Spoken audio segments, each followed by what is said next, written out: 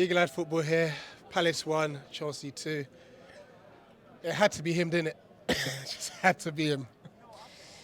Yeah, it had to be. I said it to the guys upstairs with me. I said, oh, imagine 90+1, Conor Gallagher for the win. But you know what? He did it 2 minutes before I predicted, so well done on him. But honestly, it's a brilliant strike. And many people booing him, many people cussing him when he was coming on the pitch, off the pitch, and when he scored. But I'm sorry, but he did so much for us last season that I can't hate. I really can't. And he didn't celebrate either, so it is what it is. Wonderful strike. I don't know who was marking him, because I know Decore was before he went off, but it is what it is. You concede wonderful goals, and it seems to be a Crystal Palace thing to always concede late against Chelsea, because we did it last year, and we always concede wonderful goals. It is what it is. Let's go back to the beginning of the game. Chelsea started very bright, by the way. They were keeping the ball really well. Mount was making about 3 or 4 runs, and I don't think they picked him up. And then with our first attack, we've scored. I'm like, get in. Eddie's taking his goal really well, hasn't he? I think you've got to look at what he did before he actually scored. He did a nice turn. Build-up play was nice. Nice pass out to Ayew. Ayew's cross, by the way, was unbelievable. Oh my gosh, it was perfect. And all he had to do was stick his foot at it. Mate, he even hit it in the top corner of the net, and he's threw his leg at it. But I tell you what, Eddie was incredible today. Today he needs to get the credit he deserves, because he does everything. And he actually got his goal today, so you might actually see him get credit for once. But dribbling was on point, his strength was on point, and pace was on point at certain times. His passing was, it was all right. But overall, I think he had a brilliant game. He was one of our standout players today. I think that goal settled us, because it became a much more evenly balanced game. I think we were a lot more comfortable in possession anyway. And we didn't look like we were under any threat. They got a succession of corners. We're countering, and in the massive decision of the game. How has he not got sent off? Well, the only thing I can think of, because I've seen the handball, it looks like man's trying to play basketball but lying down. But the only thing I can think of which would kind of make sense would be that he's not the last man. But I'm pretty sure, and from talking to everyone else, even some people that are at home watching it, he was the last man. And it is an intentional handball, because if he doesn't handball that, Ayew's through, he's in on goal. Look to your right, Zaha's there, and slightly behind Zaha you see Elise. You got 3 guys there.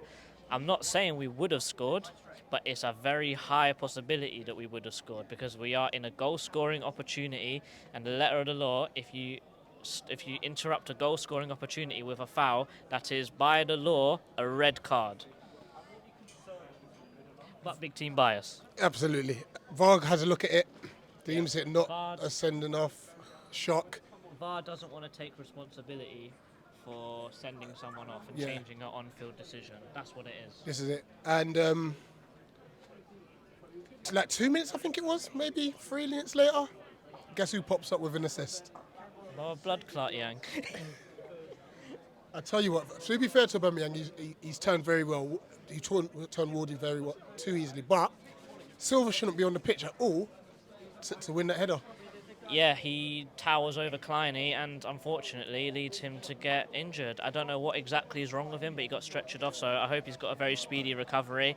But you can see why Vieira was having a go at the ref, why he got yellow carded. Because think about, if Silva's not on the pitch, Klein doesn't get injured here.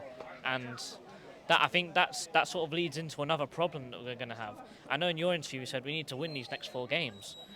We've got no Richards, because he got injured at playing for USA. We've got no Klein now, and we've got no Anderson. We're 3 defenders down, and we literally have 1 back 4 now. If any of these defenders get injured from now onwards, we are in big, big, big trouble. We're going to have to start looking at youth players. We might have to bring Jake O'Brien back, or like just look in the free agent market. It's going to be... We're in a bad situation now. The squad is very thin, and right now we're looking back and thinking, did we not do enough business to strengthen over the summer? Do we need to go big in January? It's all questions that need to be answered, unfortunately. That was actually my next question to you about the business and summer, because we started obviously with Elise and Eze in midfield, and we've got Hughes on the bench, Schlupp on the bench. It makes you question: is Vieira no longer trusting them? It's such a makeshift midfield.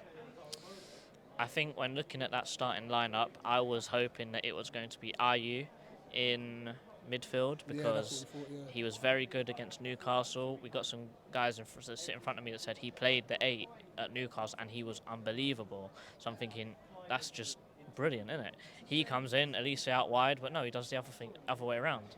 And I don't think, correct me if I'm wrong, I don't think Elise has ever played central midfield. He's too weak. I don't think he's strong enough. He's unbelievable. He's so good and so fitted out for the wing or attacking midfield. The same thing as Eze. Both of them aren't cut out for the number 8 position. And the guy that is cut out for the number 8 position is unfortunately still playing for Chelsea.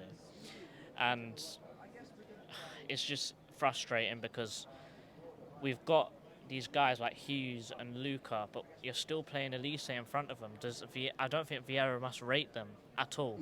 Because you can say the same thing with Tompkins. You're playing a right-back, Ward, at centre-back, when Tompkins is the designated centre-back.